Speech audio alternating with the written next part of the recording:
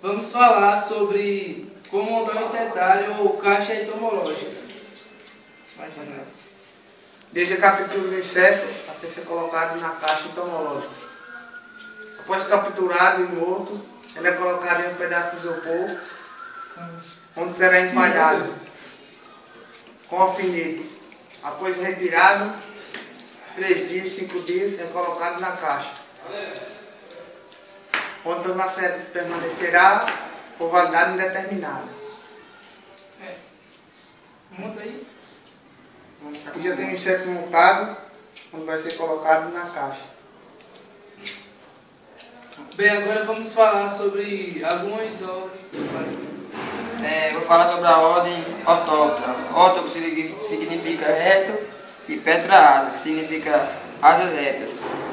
E o exemplo de insetos da ordem ortóptera são gafanhotos, patinhas, mané magros, grilos e etc.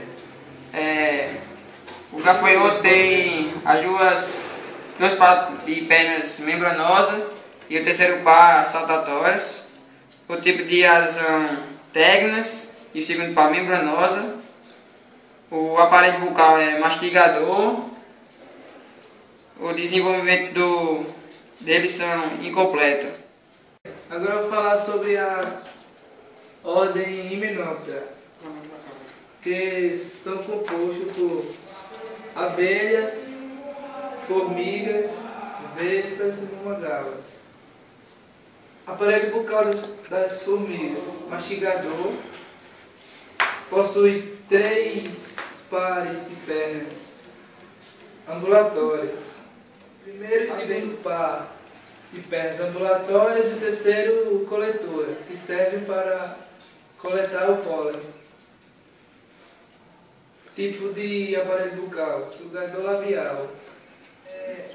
Hymenoptera é ordem completa.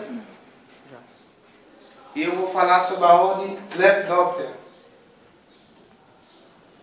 Borboletas, mariposas, aparelho bucal, sugador maxilar.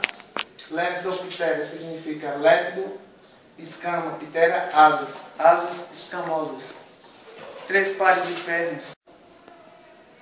Bem, Diptera é composta por moscas das frutas, pernilongos, mutucas e tipo de asas.